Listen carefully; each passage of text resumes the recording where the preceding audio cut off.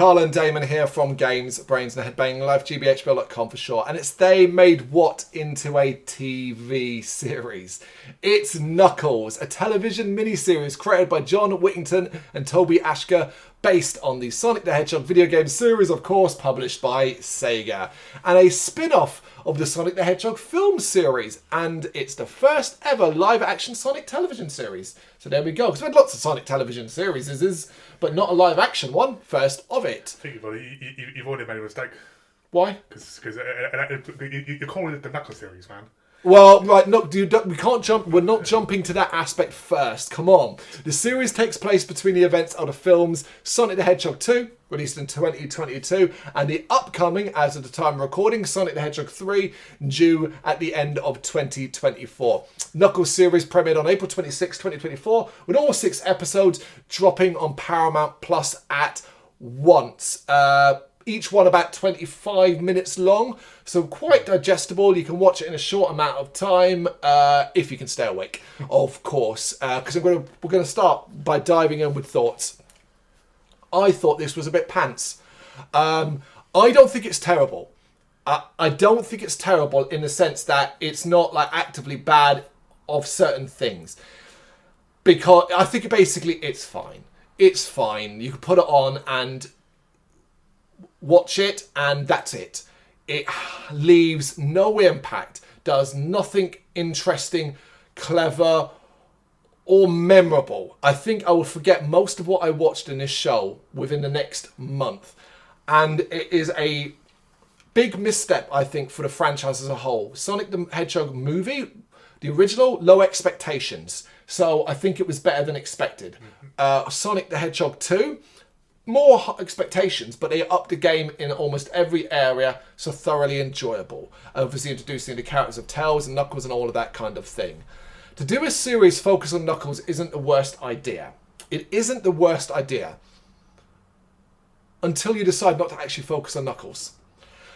So let me just say this. Let me just give the overarching story, and then you can tell me where you sit in this. So basically, the story is Knuckles, the echidna, is struggling to adapt to life on Earth, and basically takes the deputy sheriff Wade Whipple as his apprentice, training him in the ways of the echidna warrior to help him prepare for a bowling tournament in Reno. I can feel that yeah. Where his estranged father will be competing. During the journey, Wade is reunited with his mother and sister, while Knuckles is pursued by a former agent of Dr. Robotnik, who now seeks to take the echidna's power for himself. It really is as bland and boring as that. It really is.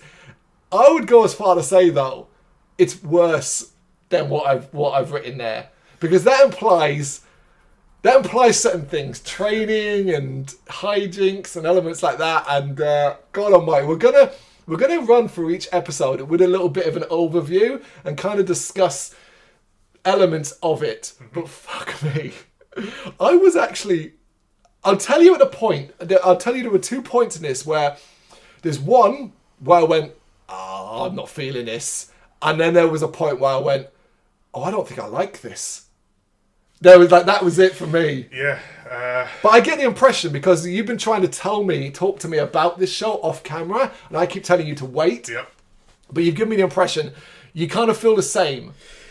After all the fantastic TV series we watched, and game adaptions and others, and then you gave us this pile of crap. I mean, honestly, it is an absolute joke. I mean, I've read so many reviews on this now, and people are saying that it's effectively dented the Sonic 3. It's called the Knuckles series, but you might as well just call it the Wade Whipple series, because Knuckles is in it for what, half an hour. And I mean, I had 2 things I like about this film, and show, and it's 2 actors, and that's Rory McCann, and he barely has about 2 minutes in it with his crappy robot which gets destroyed in about 2 seconds, and Carrie Lewis. Who's Carrie Lewis? Carrie Elwes. Sorry. Lewis. I'm like, Lewis, Carrie Elwes. Yeah. He's Robin Hood Men in Tights, man. Yeah, so I love him for that. And I think he plays just a father pretty cool. Okay, well, obviously it's always funny where what your reference is Carrie Elwes is Princess Bride. Saw, and many other things for me, more than Robin Hood Men in Tights, although that is a great comedy movie. It absolutely is. I massively disagree with what you just said there about those two actors in particular. And don't get me wrong, it's the show's fault more than the actors than anything else. But we're going to get it. We're going to actually run through the cast now, and we're going to stop at each one and tell what we think of the actor in this and what we think of the character. So, Idris Elba as the voice of Knuckles the Echidna. Fine. Idris Elba does the voice good. I like him. And Knuckles is fine. Knuckles is used sparingly in this show, I will say, which is weird. Really, really fucking weird, if I'm honest. But I've got no problem here with either. His voice is perfect for the role, because it's the sort of the dark, the deep stuff. And he's got a little bit of an accent. He's doing a little bit of a thing with it as well. And plus it's Idris Elba. And Idris Elba does nothing wrong, really. Adam Pally as Wade Whipple. Okay, look, the actor's fine. He is working with a terrible script and some of the worst writing ever. But Adam Pally, I will give him credit for giving it his all. He really tries hard in this. His character is not just infuriating. They absolutely get this wrong here. Unlikable, I think. It's that. Here's what it is, right? He's the comic relief deputy sheriff from the movies. In that, he works because he is not the main character. He is not the focus. So his stick is in dribs and drabs. Putting him and front and centre, and I mean fucking front and centre. He ain't joking. This is not Knuckles. This should have been Wade Whipple and Knuckles. That's what it really is. Or Wade Whipples / sometimes Knuckles. It's the Wade Whipple frickin' show. And the problem is what was likeable about him in the films is irritating, frustrating, childish, idiotic. The humour, my God. Focus on what we're doing here. Right, I know it's very ranty. I generally got to a point where I thought, I don't like this guy. I got to that point where I realised I didn't like him, and I was like, it's not on the actor. It's the actor is doing the best. I think, as I said, defending Adam Pally here, he gives it his all. He throws himself around a lot, but fuck me, the writing is it's a mess, and he's just. Why is he the focus? I do not understand, because the problem is they don't give him. They try to give him an arc that has no weight, no energy, no believability. And it's based around this idiotic idea of a tournament, a bowling tournament, which is fucking absurd. And, like, the whole thing about Knuckles training him is absurd because it never happens. And then at the end, he's all like, I've learned so much from Knuckles. And I'm like, what did you learn? Like, honestly, I can't. It's one of the dumbest ideas. I don't understand. I don't get it, Damon. I just don't get it. I can't explain it to you. Other characters and actors. Julian Barrett is Jack Sinclair. The best thing in this show. Julian Barrett is a funny, funny man. Boosh fans will know all about Julian Barrett. And when he's first introduced, I was like, oh man, you can do more with Julian Barrett. But then he gets an episode where I think he nails it and is actually funny. Really, really good. Christopher Lloyd as the voice of Pakakamak, even though I struggle to say it. I actually was like, who is that voice? Who is that voice? I recognised that voice. It wasn't until I saw the credits. I was like, oh, it was Christopher Lloyd. Again, I only realised it's Christopher Lloyd until literally like this morning before I came to you, and I was Googling the cast. And I saw Christopher Lloyd. I thought, really? I know obviously he's like 85. Oh, he's getting on a bit, so perhaps now I didn't recognise his voice as much as I would have. Well, it's because he plays a character that is a MacGuffin, just there to spout nonsense and just say, this is the next stage of what you need to do. Hate that. Rory McCann as the buyer. Listen, what the hell are you doing? You have Rory McCann, he's going to be your villain of the episode, and then he's briefly in it at the start, and then briefly in at the end, defeated like a oh my God, I cannot believe you have Rory McCann, and you do nothing with him. What are you doing? This guy is an incredible actor who can do really strong villains, but also villains with arcs. Oh my God! I could not believe it when I realised at the start. I was like, oh shit, that's Roy McCann. And I was like, banging, you've got the Hound. Let's do some shit with this. That's what I thought too. Not seeing again to the end. And then I was like, oh my God! Absolutely wasted. Yeah. What are you doing? But we have two sub-villains. Then we have Scott Mescudi or Kid Cudi as Mason, one of the sub-villains, and Ellie Taylor as Willoughby, one of the other sub-villains. They're goons. Kid Cudi, I think, gets one really funny scene, which is the phone call to his mother. Yeah. I sniggered at it, mainly because of the interaction and so on. But look, man, there's nothing about them. They're corrupt gun agents. Who cares? And they do this really weird thing with Ellie Taylor at the end, where she has a speech about why she's a bad guy and all that. And I'm like, this is unearned. Why are we doing this? Wasted, pointless. All the baddies are pointless in this. Oh, yeah, exactly. Absolutely. Then we have Stockard Channing as Wendy Whipple, which is Wade's mother. She's fine. She's doing a matriarch role. We've seen it all before. Nothing special here. I'm going to come to her after Carrie Elwes as Pistol Pete Whipple. You can do more with Carrie Elwes. He's a funny guy. And he's a good actor. They don't do enough of him here. I thought it was basic shit. I was unimpressed.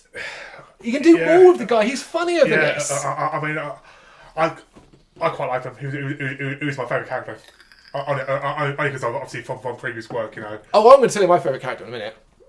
Only because he's in it for like a minute or two, and it's like, yay! But there you go. And then we get to the worst character in the entire show, where a specific episode and a specific scene made me hate this character so much that I think it ruins the show for me. It was the moment when I said to you, I don't know if I can. Well, I don't like this. I don't like this.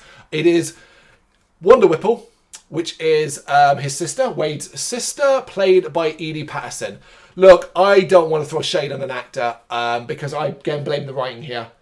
But what the hell is this? They have written the most horrible character I've seen in a while. Well, I generally don't understand it. Is it supposed to be funny? She had, this sibling rivalry between her and Wade is one of the most poorly written sibling rivalries I've ever seen. To the point where they both come across not just as unlikable brats, I think they come across psychotic.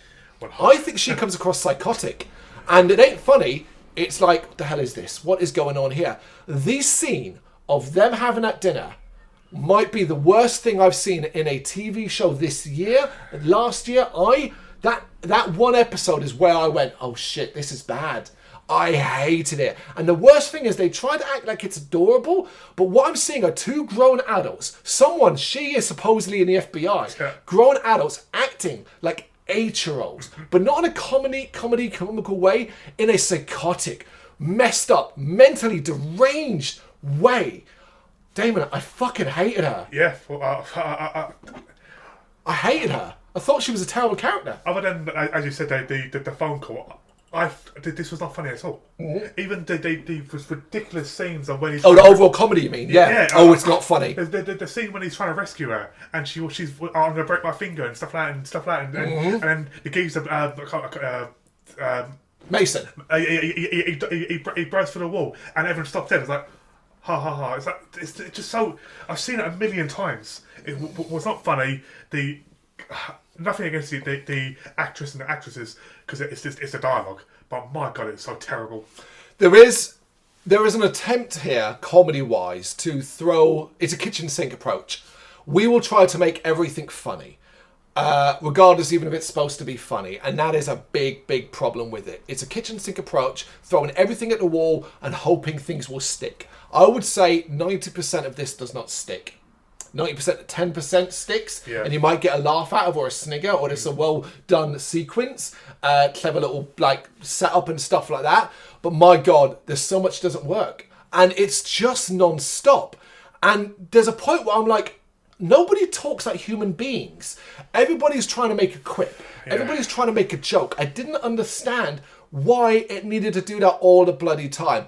But she is a character, and I've read online as well. I'm not alone in this thought. Wonder Whipple, my god, what the hell did they do there? Every single person, every review I've read, it's just like she's terrible. Yeah, she's terrible. I made the mistake of reading reviews before watching this. Oh, okay. So I was like, okay. Well, you shouldn't have done that. Don't do that in the future. Yeah, it clouds your view. Yeah, I'd heard that it wasn't a very good show. But I have also seen reviews where people are like, "Oh, this is great." I've seen some people say, "Oh, my kids love it." Yeah. Of course, kids will, because it's.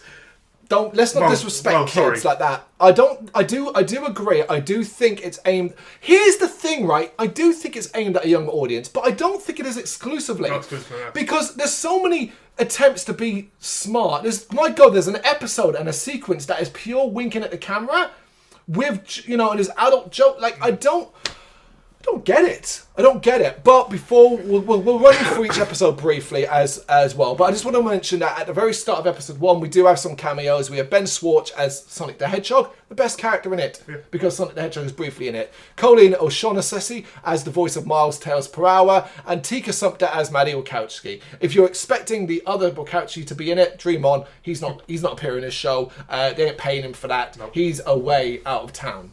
And only briefly in it as well, because episode 1 Warrior is about Knuckles struggling to adapt to home life in Green Hills because of his warrior lifestyle, kind of ruining Maddie's plans to have a house rebuilt and stuff like that.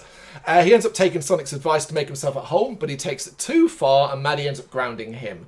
Off to a flyer here, as you can tell. He ends up getting advice from a deceased echidna elder, Pakamak, that guy, and Knuckles basically goes, "I'll get an apprentice," and he ends up teaming up with Wade, who is recently kicked from his bowling team, and he wants to go to an upcoming tournament, a bowling tournament at Reno. And Knuckles is like, "You can be my apprentice." That's the story. It just sounds so shit. It just sounds so bland, doesn't it? It's like, and when I was like, bowling, and I was like, you know what? Okay, that's fine. Yeah. It can be a proxy for learning inner strength and power and elements like that. Here's the problem: it's not a proxy. It is actually the fucking main aspect of Wade's character. Wade and Knuckles decide to go to Reno for the tournament, but they are tracked by corrupt gun agents Mason and Willoughby, and they want to capture and sell Knuckles to the mysterious buyer, who apparently is a former subordinate to Robotnik. Fuck knows where he was in the rest of the films. And he gives them power, like weapons that are configured to Robotnik's technology and powered by Knuckles' quills. In episode 1, a roadside bowling alley, Wade confides to Knuckles that he was deserted by his father at a young age, leaving him with abandonment issues. What? Who cares? Basically. But then a ring portal appears. Mason and Willoughby fight Knuckles. He defeats Mason, but Willoughby ends up capturing him in a cage, and they escape with him. Oh my God, will he get him back? Yeah, it's not a great opening first episode. I don't have too many strong impressions of this start because it's set up. And I was like, you know what, fine, we're setting things up. Road trip. Here's two, because I remember, bear in mind, I don't know that the buyer is going to be barely in it. Yeah. I'm presuming that these are the sub-bosses and then he's going to come along and all of that. So I'm like, this is all a perfectly fine setup. I don't have much of a problem with the first one. I was initially worried. I was like, oh, that's the comic relief from the film. Oh no, he's going to be in it all the way, isn't he? Yeah. Episode 2, Don't Ever Say I Wasn't There For You. Mason and Willoughby take the captured Knuckles to a cabin bar to await the rendezvous with the buyer. But Wade is going to rescue Knuckles using a pair of Mason's weaponized gauntlets. He's going to sneak in and rescue Knuckles. I said before there was a point where I thought this show wasn't for me, and it's here. So basically we get this really lengthy sequence of him imagining what it will be like. And it's trying to be so funny. It's trying to be so clever and funny. And this is where, like I said, the actor is clearly doing his best. But I didn't laugh. I thought it was pointless, and I knew exactly where it was going because, of course, he fucks up because he's an idiot. Of course. This is why I was like, shit, I don't know if this is going to be for me. Squad car gets destroyed, but he does end up outsmarting the agents and saves Knuckles, because of course he does. They find a truck and escape, and it's all about, look, not every, like, Knuckles is like, oh, it wasn't a very righteous victory, and Wade's like, no, everything has to, sometimes you just live to fight another day. Yeah. They end up learning from the radio that Wade has been branded a fugitive, apparently, and there's a bounty on his head. So, look, we need to hide out, and Wade decides, look, my childhood home is nearby, so let's go there. And I was like, okay, fine. Yeah. The action scenes, they're just not very good. Nope. That's it. Episode 3, the Shabbat dinner. This is just, I just can't believe how bad this episode is. They're laying low at Wade's childhood home in Boise, Idaho, where Wade's mother, Wendy, and his older sister, Wanda, is there. She's an FBI agent. Wendy's happy to have her kids home, having prepared for the family's traditional Shabbat dinner. They are Jewish. It's cool to have sort of these Jewish elements into it. Yeah, and I do think the idea of like the fight at the end to keep the candles lit is kind of clever. Yeah. But that's about it. Basically, Wade and Wanda don't get along. I mean, I'm not going to go back through it again, but it's just utter horribleness where it boils over and Knuckles learns about... did you get an impression that Knuckles and Wendy were flirting? Was that just me, right? I could not believe what they were attempting to try and do. Like, I was like, nah. And I'm thinking, like, nah, maybe it's just me. But sitting like, there watching films, like all they needed was bloody bathrobes on, which dressing gowns. I'm going to go on a limb and say that maybe we're jumping here, and maybe it was more a motherly thing more than anything else. But I did momentarily go, is she looking at... No, like, please no. Please no. We already had a Sonic game where Sonic kisses a human girl. We don't need this shit. Although, it might have made the show more interesting if she was off Knuckles. Do you know what I mean? Yeah. You know? Wade, all upset with his sister, acting like a fucking child, is in his room, you know, and there we learn that the real reason Wade wants to go to the tournament in it is because his father, the bowling champion Pistol Pete Whipple, will be competing. Apparently, he's known about him all this long. It's never gone out of his way to find him, and now it's just. He acts like he's fucking 12. He's so infuriatingly awful. But we haven't. This episode's been so boring. Here's a group of bounty hunters, faceless bounty hunters, to break in, strike the house, and we get a fight scene, action scene, and at the end, everybody reconciles, and they're all like, "Oh, yay!" Watching the candles car. Yeah. I have one positive thing to say. I think the scene in the kitchen in the fight is shot well. Except, look carefully and you can quite clearly see that is not the mother in the fight sequence. Because she's doing a few moves here and there and stuff like that. So it's a younger woman, put it that way. Yeah. Episode 4, The Flames of Disaster. Probably the best episode. The next morning, following the Shabbat dinner, bounty hunter Jack St. Clair arrives, who is Wade's former friend and bowling partner, and kidnaps Wade, wanting to turn him in for the reward money. He is actually funny. Yeah. His dialogue is natural, and he is a funny... Julian is a funny man. But Knuckles is like... They're like, oh, Knuckles, go rescue him. And Knuckles is all like, no, I'm not going to rescue Wade. He needs the experience to kind of get his own independence. And again, I'm like, you haven't really earned this. You've done nothing up to this point. Exactly. You know? Unable to escape, Wade is advised by Knuckles to visit the great battleground in the sky for guidance. And through constant we're doing funny things of Wade getting electrocuted on this cage, Wade visits this place, and basically it's a bowling alley where he learns from Pacamac about Knuckles' origins and battles and how to get this power from his heart. Nonsense like that. Yeah, but first he's got to put on a Knuckles costume. Well, this is where the show goes offbeat. It is basically a rock opera, which is done by Julian, who is where it's really funny. And it's lots of references to the games, winks to the camera, and elements like that. I think it's done really well, except for one thing. And this is maybe just me. I haven't really seen people mention this in a review, right? In reviews. And maybe it's a disconnect between game players more than anything else. I've played Alan Wake 2. This feels like a rip-off of that. Now, I know that's a weird thing to say, but you know what I'm talking about if you've played Alan Wake 2. We, of course, have the rock opera sequence in that game. It's a live-action sequence where Alan himself is singing and it's dancing to a heavy metal track. Like, it's quite a famous scene from Alan Wake 2. Spectacular moment in Alan Wake 2. Ripped off. Well, it's a weird rip-off. That's the thing, because, like, I don't fully understand. Like, there's no... Like, think about it. Alan Wake 2... and Sonic the Hedgehog doesn't really connect, does it? I'm not going to say it's a rip-off, but that's basically the vibe I got. So, like, I found that quite difficult to watch, even though I did enjoy it. And I think it's probably the best part of the show. You don't like it? I thought it was okay, but then I'd seen Wade in a crappy Sonic Knuckles outfit. I thought it was stupid. It is stupid. Don't get me wrong, but I think here's the difference. I think it's designed to be stupid. Put it this way, like, it got my full attention. Right. During that scene, where the rest of it I was just like when I was on the Xbox, when I was on the screen.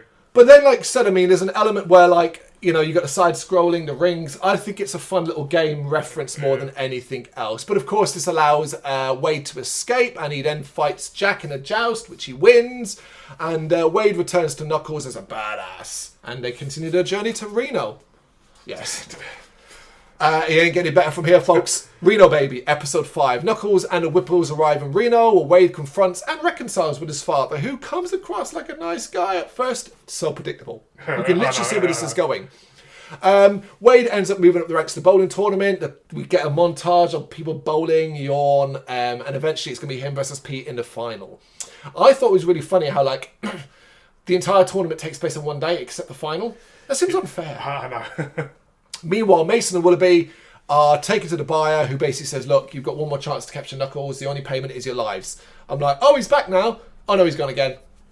See you soon, buddy, hopefully. 30 seconds so far, I think. It's so pointless. It's so pointless. Seeing him, Wade and Pete bond, Wendy warns Wade, look, the guy's a dick, basically. He is going to leave you again. And that ends up happening as Wade goes to Pete's rooftop penthouse, but finds Mason and Willoughby are there holding Wendy and Wanda hostage. Wendy and Wanda hostage, and it reveals that Pete sold them out to keep Wade out of the tournament. What a shocker, right? With his family's lives at stake, Wade, basically, the trade is, well, we won't hurt your family, but you've got to bring Knuckles here. So Wade goes off to do that. That's that episode. I don't care about his reconciliation. I didn't feel anything. It's not earned. None of this is earned. And I don't like Wade. That's the thing. You have no connection with these characters. Not in the slightest. Which brings us to episode 6, the finale. What happens in Reno stays in Reno. Apparently, off screen, without us, Knuckles was told about the trap. Yep. Because the whole thing is they're like, you can't tell Knuckles we're listening to you. So I was kind of like, write it down then and show Knuckles. They have my family upstairs. But somehow we apparently tipped him off. And it's another fight scene. Knuckles avoids the traps, fights the agent while Wade frees his family, all with comedic hijinks about breaking my finger and getting out of it. Whew, yeah, it's bad. Yep. He ends up defeating the agents by redirecting a pair of ring portals that sucked them up. And Wade proceeds to the tournament and challenges father in the finals, while the buyer turns up outside in a robot suit, a giant mech suit, to confront Knuckles. Inside the tournament, Wade wins, rolling a perfect game to defeat Pete, because of course he does, because, yay Wade. He was always going to believe. Obviously, of course, but I think it would have been better to lose. Like, sometimes it's better to lose, and then you learn from that and go, like, imagine losing and his father's celebrating and going, Wade going, you know what, man? You might have won the bowling tournament, but you didn't. You're like, I won this, and I won that, and all that, like that kind of thing. But that's interrupted by Knuckles and the buyer's fight, which smashes through the wall. The buyer catches Knuckles, drains him of his power, but Wade stands up to him. I have learned from Knuckles the power of friendship and all that. And I'm like, what? Of course, his mother and sister, because they're part of this, come driving in a bowling car and then passing bowling balls that he uses as power to damage the buyer, which allows Knuckles to regain consciousness, reabsorb his power, and then defeat the buyer. All of this takes place in about a minute or 2 minutes. It is absolutely pants. Finally, Pete attempts to flee with the trophy, but Wendy and Wanda beat him up, and Wade and Knuckles celebrate before heading back home, and that is the Knuckles TV series. And if, like me, you're like, it'll all have been worth it, because I'm going to sit through the credits for that Sonic the Hedgehog 3 tease. They're going to drop something in, right? Because this is connecting in between, this is put in between Sonic 2 and Sonic 3. So we're surely gonna have a connection, a tease. Maybe there's something at the end. Maybe we see something that's gonna set up the story of Sonic 3. Maybe we see what we saw at the end of Sonic 2, a little bit more shadow. Yeah. Maybe we see like Metal Sonic. Maybe we see something. Maybe we see a Robotnik hint. Maybe it's a conversation between the buyer and Robotnik. I don't know, something. And then it's just, oh, that was it. And I was like, you infuriating people. Yeah, there was nothing. No, I actually thought you were going to say that they actually dropped it, because nope. As soon as they ended, I turned it off. No, you should never do that. No, we should never. Anymore. Yeah, I know. Yeah. The MCU has ruined that for the rest of everyone's life. Doesn't matter. I even watch horror movies now, and I'm like, let me wait to the end of the credits. Oh, I'll skip, but I'll maybe make sure there's nothing at the end. Yeah. Everyone has fucked me over with doing that. You end up missing something significant. There was nothing. Absolutely nothing. I think this was so disappointing. Here's the thing. I didn't expect great things. I didn't. Because it didn't really sound like it would work in my head. But I can't believe how little it worked. I was really shocked by how poor, when it comes down to it, the writing is. And we're talking about the writing of the story, the writing of the characters, both good and bad. This is just really, really poorly done. To me, it was just a pure, let's try and make a bit of cash here. Cash grab, yeah. Absolutely. We haven't done. Basically, it's what always ends up happening. We've earned money. Yep. We've earned money from Sonic 1 and Sonic 2, but we could earn a little bit more money. So what we'll do in between, and don't get me wrong, no surprise, this is done well on Paramount. But here's the thing, like, I don't think it's done well because people really want to see a Knuckles TV series. I think it's done well because these fucking streaming services have fuck all else to offer these days. Yeah, exactly. And it's literally like the moment something new comes around, everybody watches it, because what else are you going to do? Watch repeats of The Office and stuff like that. Yeah, exactly. Come on. See what I mean? So I think there's an element of that. But I do think people are interested in the Sonic universe, and because of the success of the two movies. But we have just hit the first misstep of this franchise. Yep. And for the first time in a while, I'm looking and going, No, you're nervous. because we have come to expect in all franchises an eventual dip in quality when things get pumped out, when you're struggling to come up with new stories, but you want that dollar bill, baby. See, that's what starts to happen. And I'm starting to wonder, and this was the first moment where I went, okay, we have something that's not very good. Now, I'm still going to stand by what I said. I don't think it's terrible. I think it's perfectly fine for a right audience, and that there are plenty of people that will probably enjoy it way more than I did. Yeah. But I just simply didn't enjoy it. I didn't like it. There are parts that I simply hated. And for me, and it's weird that it all comes back to one thing, because normally we can point at certain other things. It all comes down to the same thing, and it's the most important, the writing. It's a crap story with crap characters. In the case of some of them, really poorly written characters, and that is a big problem in a TV show. Massive, yeah. Plus, simply put, the lack of effort in a world where everyone has raised the bar for video game adaptions. This is simply not going to fly. It's not going to fly, I think. Yeah. And don't get me wrong, I wasn't expecting Fallout. I wasn't expecting Last of Us. It's Sonic still, but we are seeing video game movie adaptions being very, very profitable and very, very successful. This is a bubble that's going to burst soon. I'm very, very consciously aware of that. Yeah. The more money made, the more... It's like anything. The more money gets made from something, the more people get involved. It's why when you look at what's potentially coming in the video game adaptation world, you see a TBA list, TBC, and TBA list that make you go, wait, what? Wait, what? Well, I can only look at the Sonic franchise and go, okay, well, I can see possibly a Tails TV series, or a Amy TV series, or an Ispin and Robotnik series. Whoa! I hope they don't go that mental. I think Tails, Yeah. Amy, no, because she's not even in the films Yet. But I'm not sure if she will, because she doesn't really fit. But who fucking knows? Yeah. You know what I mean? Like, I can see, right, I think Sonic 3 will probably be the end of the film franchise. Yes. And I think you're absolutely right. And then we enter spin-off territory. I do think we go that direction, 100% agree. And I am still looking forward to Sonic 3 because I do still see Sonic 3 in the film eyes rather than this show wise. And truth be told, I would be very surprised if Sonic 3 makes any mention of this series, because nothing happens of note in this series. Exactly. The best I can see is that Wade and Knuckles are probably together in the film, and that's the reference to the show more than anything else. But there's nothing that happens of note in this to make anything cross over. No. Like, there's no crossover I can see. Not with the hint of what was Shadow at the end of Sonic the Hedgehog 2 and elements like that. It's just not going to happen. So I've got no concerns in that regards. But I will say this is digestible. If you really want to watch it, you can watch it in quick fashion. It'll take you about 2 hours and a bit to get through the entire show. And don't get me wrong, it ain't too great 2 hours. But at least it's not fucking... Or at least it doesn't overstay its welcome. Yeah, but it's also something I'll never watch again. Same. 100%. This is a one and done. Yeah.